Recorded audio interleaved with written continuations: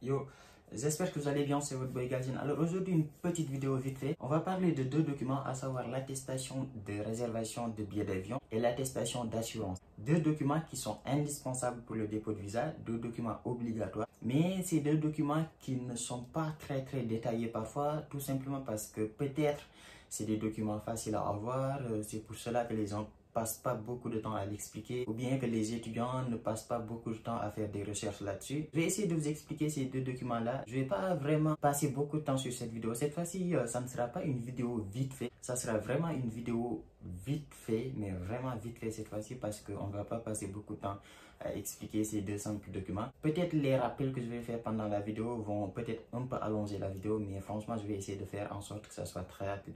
Donc voilà, c'est parti. Générique.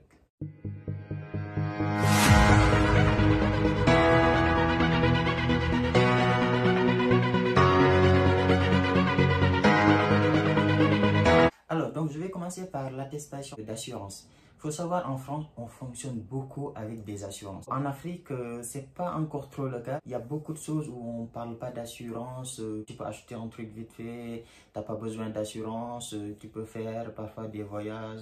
Enfin, tu peux acheter beaucoup de trucs sans pour autant parler d'assurance. Tu peux souscrire à des abonnements sans pour autant parler d'assurance. Beaucoup de choses. Alors qu'en France, l'assurance, c'est vraiment genre, c'est quelque chose qui est partout en fait.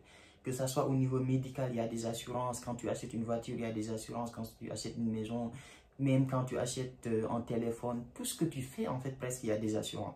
C'est pourquoi l'ambassade de France, ou bien en tout cas Campus France, sont partis dans cette optique-là et demandent aux étudiants d'avoir une attestation avant d'entrer dans le pays. C'est quoi cette attestation-là? C'est très simple. En fait, c'est une attestation au cas où, pour votre première année, que vous ayez des problèmes, en fait. Parce que quand vous venez d'arriver en France, très souvent, c'est très compliqué d'avoir une assurance tout de suite. En tout cas, pas l'assurance qui est demandée par Campus France, parce que l'assurance qui est demandée par Campus France, c'est une assurance de rapatriement, par exemple. Je sais pas moi, vous arrivez la première année, vous décédez, vous arrivez la première année, vous avez un problème avec les papiers, on vous a fait une visite médicale par exemple, ils ont remarqué que vous avez une maladie contagieuse ou bien vous avez une maladie grave, etc.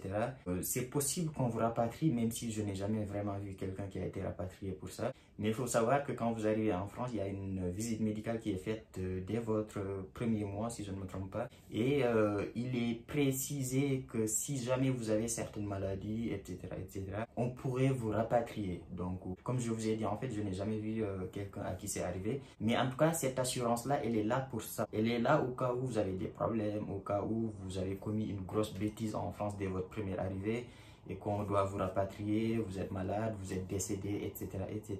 Où est-ce que vous pouvez l'avoir? Vous pouvez l'avoir dans toutes les agences d'assurance qui sont, que ce soit au Sénégal, en Côte d'Ivoire, au Maroc, en Algérie, etc. Moi, personnellement, je l'avais pris à AXA Assurance, c'est à la place de l'Indépendance à Dakar, pour ceux qui connaissent un peu Dakar. C'est juste à la place de l'Indépendance. Il y a un grand bâtiment, je pense que c'est le plus grand bâtiment d'ailleurs de la place, où il y a la compagnie Air Maroc, Royal Air Maroc à côté. Il y a aussi pas mal de trucs des compagnies, etc. Donc, moi, je l'avais pris là-bas, c'était pas trop cher. Je pense que je l'avais pris genre 10 000 francs CFA, un truc comme ça, ou 15 000, je me rappelle pas. Mais voilà, c'est là-bas que je l'avais pris, c'est pas trop cher. Et vous pouvez vous renseigner si vous pouvez l'avoir moins cher, allez-y. Le tout, c'est vraiment que dans l'assurance, qu'il soit marqué que voilà, que c'est pour votre voyage en France et que l'agence vous dit vraiment que ça correspond à ce que demande Campus France. Après, franchement, toutes les agences qui sont à la place de l'indépendance, ils ont l'habitude de recevoir des étudiants qui font ce genre de trucs. Donc, ils connaissent à peu près quel type d'assurance ils doivent vous fournir pour que vous soyez en conformité avec ce que demande Campus France. Donc voilà, ne vous inquiétez pas par rapport à ça. Donc voilà, c'est pas très cher comme je l'ai dit. Essayez de voir pas mal de 2 agences, 3 agences, 4 agences, voire même 5 pour essayer de comparer les prix et choisir le prix qui vous correspond le mieux. Donc voilà, ça c'est le premier document. Le deuxième document que vous demande Campus France, c'est la réservation de billets d'avion. Vous allez me dire pourquoi Campus France vous demande une réservation de billets d'avion alors que vous n'avez même pas encore obtenu le visa. Vous ne savez pas si vous allez partir ou bien si vous allez rester. Donc, pourquoi ils vous demandent une réservation de billets d'avion? C'est comme ça. C'est une sorte d'assurance pour Campus France que voilà, une fois que vous aurez le visa, vous n'aurez pas de problème au niveau des dates. Il faut savoir qu'en France, il y a La rentrée, c'est très souvent au mois de septembre. Très rarement pour certaines écoles qui font des rentrées au mois d'octobre. Il y a quelques écoles privées qui font des rentrées en janvier, mais ça, c'est pas le sujet aujourd'hui. Le sujet, c'est pour les rentrées de septembre et voire un peu octobre pour ceux qui postulent en master, etc. Il y a des rentrées en octobre. Mais voilà, cette réservation de billets d'avion, ce qu'il faut savoir, c'est qu'elle doit être avant la date de début de vos cours. Si vous devez commencer vos cours le 4 septembre et que votre réservation de billets d'avion, vous le faites pour le 9 septembre ou bien le 10 septembre, ça va être très compliqué au niveau de l'ambassade. En fait, il faut vraiment être cohérent par rapport à ça. Quand vous allez choisir votre date, il faut vraiment faire en sorte que ça soit une date qui soit avant votre début de cours, voire même essayer de faire en sorte que ça soit une semaine avant si vous pouvez le faire. Donc voilà, cette réservation de billets d'avion là, vous pouvez le faire dans n'importe quelle agence et dans n'importe quelle compagnie. Mais c'est là que je vais vous conseiller quelque chose, c'est que les compagnies le font. Et par exemple, vous pouvez aller à Air Sénégal, Air France, Royal Air Maroc, etc., etc. Ils le font. Vous pouvez l'avoir là-bas, mais sincèrement, ce n'est pas ce que je conseille. Et pour la première fois dans cette chaîne, je vais vous conseiller des agences.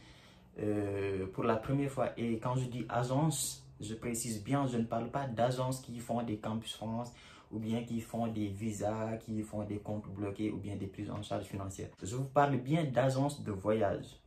Parce qu'en fait, l'avantage des agents, d'abord l'inconvénient des compagnies, c'est que en fait, ils vous font une réservation, mais le problème c'est qu'en fait, c'est une seule compagnie. Par exemple, si vous allez à Royal Air Maroc ou bien quand vous allez à Turkish Airlines ou je sais pas moi, British Airlines, etc. Ils vont regarder leur catalogue en fait. Ils vont regarder leur catalogue et ils vont vous donner une date par rapport à leur compagnie, par rapport aux dates qu'ils ont sur leur calendrier. Et ce sont ces prix-là qu'ils vont vous donner en fait. C'est-à-dire ils vont se baser uniquement sur les vols qu'ils ont eux. Ils ne vont pas aller voir par exemple pour les autres compagnies pour voir s'il y a moins cher ou pas moins cher. Donc eux ils s'en foutent complètement. Ils regardent leur billet, ils regardent leur vol qu'ils ont et ils vous fixent une date en fonction de ça et le prix en fonction de ça. L'avantage par contre des compagnies, c'est que c'est gratuit. Je ne vais pas vous mentir, c'est gratuit très souvent. Très souvent quand vous allez à Air Sénégal ou bien à, je sais pas moi, Air Maroc, Turkish Airlines, Emirates, etc. Ils vous le font gratuitement. Vous avez un papier qui fait, si je me rappelle bien, 2 pages ou 3 pages même, avec beaucoup de chiffres très compliqués vraiment à lire. Et ils vous le font gratuitement et vous avez un papier que vous pouvez déposer au visa. J'ai vu pour des gens pour qui ça a marché ce document-là, ça marche d'ailleurs je pense. Mais l'avantage des agences dont je vous ai parlé tout à l'heure, c'est que ces agences-là, vous allez là-bas, ils font pas partie d'une compagnie en fait. Ils ont un catalogue où il y a une dizaine de compagnies, une vingtaine, voire une trentaine de compagnies. Et ils regardent le prix le moins cher. Vous leur dites par exemple que voilà, j'ai pas beaucoup d'argent, je souhaite avoir la compagnie la moins chère, etc. Ils vont regarder sur leur site et ils vont vous proposer la compagnie la moins chère et la date la plus avantageuse pour vous. Moi, je me rappelle bien quand je suis venu, normalement, je devais arriver avant le 4 parce que mes cours devaient commencer le 4 septembre. Quand je suis arrivé dans cette agence-là, si je me rappelle bien, c'était un truc Bawal Voyage, Jollof Voyage, un truc comme ça en fait, j'ai oublié. Et c'est aussi juste à la place de l'indépendance, à côté de toutes les compagnies qui sont juste à droite, enfin bref. Donc voilà, c'est là-bas que je l'avais pris. Et quand je suis arrivé, la dame, elle m'a dit que voilà, il y a cette date par exemple pour le 25 août, parce que moi je voulais arriver une semaine avant. Elle m'a dit, voilà, il y a le 25 août, il y a ce prix-là qui est un peu trop cher, ça coûte 900 € le billet d'avion. Alors que si tu décales un peu vers le 1er septembre, ça devient un peu moins cher, etc., etc. Elle m'a vraiment expliqué tout ce qui était bénéfique pour moi et tout. Et après, j'ai finalement choisi le 31 août, si je ne me trompe pas. Et donc, je suis arrivé en France le 1er septembre. Et aussi, faut pas hésiter à prendre des vols qui ont des escales, c'est pas grave. Moi, j'ai fait un escale au Maroc. Je sais plus si c'était à Casablanca ou pas, et c'était en escale d'une heure ou 2 heures, je me rappelle plus non plus. Et voilà, ça ne m'avait pas vraiment dérangé du tout. Et c'était rapide en plus, voilà, ça ne m'a pas dérangé. Je suis resté dans l'aéroport, je me suis baladé un peu, j'ai pris quelques photos. Donc voilà, c'était très cool. Et voilà, comme je vous ai dit, moi, si j'ai vraiment un conseil à vous donner, c'est orientez-vous vers les agences. Et l'inconvénient des agences, c'est que c'est payant. Ils vous le font à 5 000 ou 10 000 francs CFA. Moi, c'était 10 000, mais je pense qu'il y a des agences qui le font à 5 000 francs CFA. Donc, c'est à vous de vous renseigner. Et les agences, ils ne vont pas vous donner un papier de 3 pages ou de 2 pages. Je sais pas, ils vont juste vous donner un petit papier qui fait comme ça et sur lequel c'est marqué votre date de départ, etc., votre nom, votre prénom, date de naissance, etc., etc. Donc voilà. Et aussi, voilà, je vous dis vraiment de faire ça parce que le problème c'est que vous n'êtes pas obligé après votre visa de prendre la réservation que vous aviez fait. En fait, c'est pas obligé. Si vous voulez, vous pouvez ne pas le prendre. Mais l'avantage de passer par les agences, c'est que vous pouvez avoir des billets moins chers. Et voilà, on sait tous comment les billets sont parfois très chers, surtout la période où vous allez venir, c'est-à-dire fin août, où tout le monde rentre en vacances. Les billets sont extrêmement chers. Et le fait de le prendre dans les agences, ça permet vraiment d'avoir des prix qui sont imbattables en fait. Donc voilà, comme je l'ai dit en fait, vous venez en francs CFA ou bien en dirham, vous amenez beaucoup d'argent comme ça, quand vous allez arriver en France, ça devient une petite somme comme ça. Donc d'où l'importance d'économiser partout où vous pouvez le faire. Donc voilà, moi c'est tout ce que j'avais à vous faire. Petit rappel juste vite fait. Pour toutes les personnes qui me disent qu'ils n'ont pas encore reçu de réponse, il y a des gens qui n'ont pas encore aucune réponse.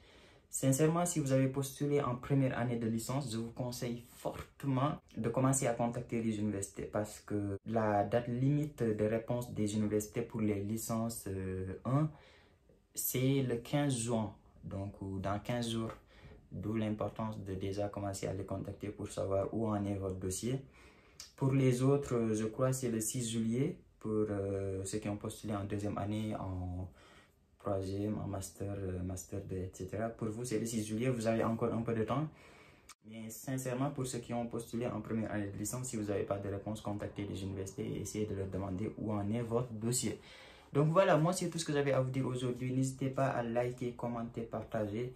Et surtout, si vous êtes nouvelle ou nouveau sur ma page, abonnez-vous et activez la cloche. Donc voilà, nous on se dit à très bientôt pour une nouvelle vidéo. Ciao.